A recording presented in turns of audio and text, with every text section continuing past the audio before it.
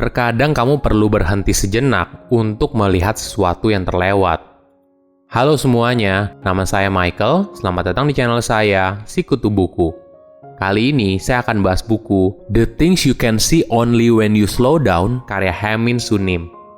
Sebelum kita mulai, buat kalian yang mau support channel ini agar terus berkarya, caranya gampang banget. Kalian cukup klik subscribe dan nyalakan loncengnya. Dukungan kalian membantu banget supaya kita bisa rutin posting dan bersama-sama belajar di channel ini.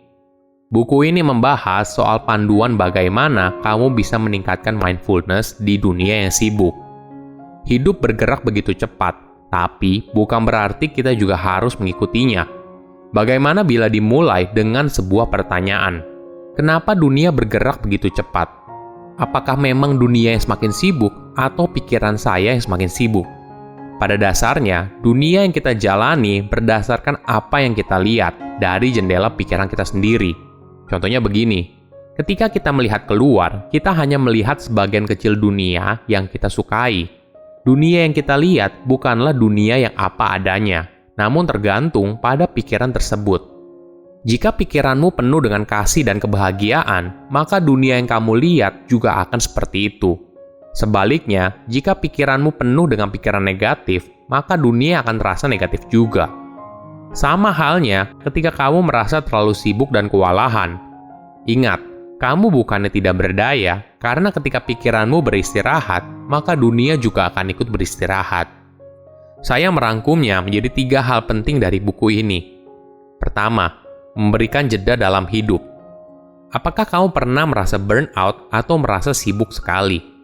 Kamu merasa setiap hari berjalan begitu cepat tanpa kendali? Jika iya, apakah memang itu adalah kenyataan yang sebenarnya, atau semua hal itu hanya terjadi di dalam pikiran kita? Dalam hidup, kita perlu jeda sejenak, berhenti sebentar. Apa yang membuat sebuah musik bisa terdengar begitu indah? Tentu saja karena ada jeda antara satu nada dengan nada lainnya. Apa yang membuat sebuah pidato begitu menarik? Tentu saja karena ada jeda yang tepat di antara kalimat yang diucapkan. Inilah pendekatan yang seharusnya kita ambil dalam menjalani hidup. Dari waktu ke waktu, kita perlu berhenti sejenak, memperhatikan nafas, dan menyadari hening di antara setiap suara yang muncul. Pendekatan yang sama juga bisa kamu lakukan ketika ada masalah di hidupmu. Jangan berusaha keras untuk menyembuhkan lukamu secepat mungkin. Berikan waktu kepada hatimu dan cukup menunggu. Ketika lukamu sudah siap, maka luka tersebut akan sembuh dengan sendirinya. Pendekatan ini juga bisa kamu lakukan saat kamu merasa hidupmu terasa berantakan. Ketika sebuah kepercayaan retak, ketika harapan terlihat begitu suram, ketika orang yang dicintai meninggalkan kamu, sebelum melakukan apapun, cukup berikan jeda pada hidupmu dan istirahat sejenak. Kelilingi diri kamu dengan teman dekat dan berbagi makanan dan minuman dengan mereka. Tonton film yang membuatmu tertawa, temukan lagu yang menyentuh hatimu, pergi ke suatu tempat yang selalu kamu katakan ingin kamu kunjungi. Pergilah sendirian, hanya kamu dan jalanan. Setelah menghabiskan waktu sendirian, pergilah ke ruang tenangmu sendiri. Pejamkan mata dan jernihkan pikiranmu.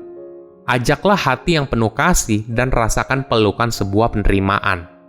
Katakan pada dirimu, halo rasa putus asa dan patah hati, saya tahu kamu pernah menjadi saya, dan saya pernah menjadi kamu.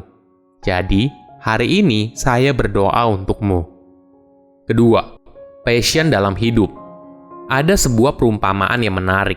Haemin mengatakan, hidup itu ibarat sebuah pertunjukan teater. Kamu diberikan sebuah peran. Jika kamu tidak suka peran yang diberikan, maka kamu punya kuasa untuk menciptakan peran yang kamu inginkan. Oleh karena itu, jangan khawatir atas apa yang orang lain katakan, dan lakukan apa yang hatimu inginkan. Jangan juga penuhi pikiranmu dengan pikiran what if atau bagaimana jika. Hal ini hanya akan mempersulit hidupmu. Hanya ketika kamu bahagia, maka kamu bisa membantu untuk menciptakan dunia sebagai tempat yang lebih bahagia. Itulah sebabnya, daripada kamu fokus pada apa yang orang lain pikirkan tentang dirimu, lebih baik kamu dedikasikan dirimu untuk mengejar mimpi yang kamu inginkan. Bagi orang yang bekerja dengan perasaan yang bahagia dan santai, mereka cenderung bekerja secara efisien dan kreatif. Sebaliknya, mereka yang bekerja tanpa henti hanya didorong oleh perasaan stres, bekerja tanpa kegembiraan. Oleh karena itu, untuk terus melakukan pekerjaan dalam waktu yang lama, jangan memperlakukannya hanya sebagai pekerjaan. Kamu harus melihatnya sebagai sumber dari kesenangan dan pengembangan diri. Sesungguhnya, jalan menuju kebahagiaan tidak hanya terletak pada menemukan pekerjaan yang baik, tetapi juga dalam belajar menikmati apa yang diminta untuk kamu lakukan. Kita pasti pernah merasakan sendiri atau mendengar dari orang lain. Terkadang kita melihat hidup orang lain terasa begitu sempurna dan jauh berada di depan. Namun perlu kamu sadari, hidup itu bukanlah seperti perlombaan lari cepat dengan temanmu, tapi merupakan sebuah perlombaan lari maraton dengan dirimu sendiri. Bagaimana kalau persepsinya diubah?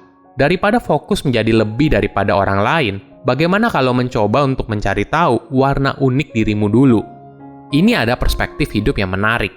Sama halnya ketika hidup, banyak orang ingin sukses. Namun, dalam menentukan tujuan hidup, lebih baik pilih kebahagiaan daripada sebuah kesuksesan.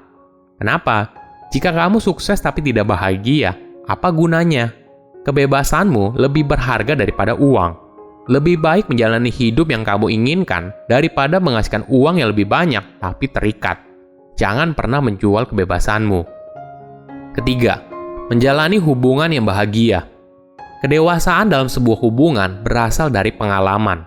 Salah satu pelajaran tentang kedewasaan adalah bahwa kita tidak boleh menganggap pikiran kita terlalu serius. Belajar untuk mengekang ego kita sendiri dan melihat gambaran yang lebih luas. Jika sudah begitu, kita akan sadar kalau menjadi benar tidak lebih penting daripada bahagia bersama. Dalam menjalani hubungan, pasti sebuah pasangan pernah atau sering bertengkar. Masing-masing berusaha untuk membuktikan siapa yang paling benar. Kita berpikir, argumen yang kita sampaikan paling rasional dan masuk akal. Sedangkan apa yang disampaikan oleh pasangan kita tidak rasional dan tidak masuk akal. Sebaliknya, pasangan kita merasa diri kitalah yang tidak rasional dan tidak masuk akal. Tapi, apakah menjadi benar lebih penting daripada bahagia bersama?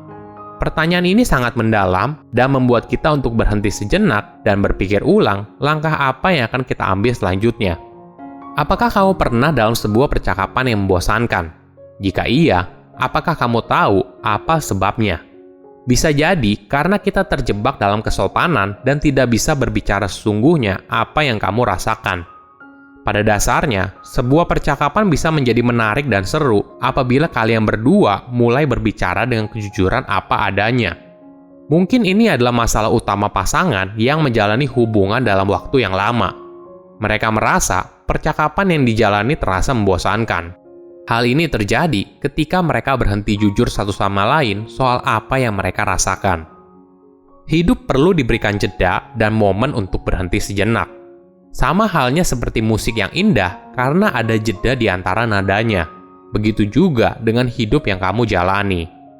Silakan komen di kolom komentar pelajaran apa yang kalian dapat ketika baca buku ini.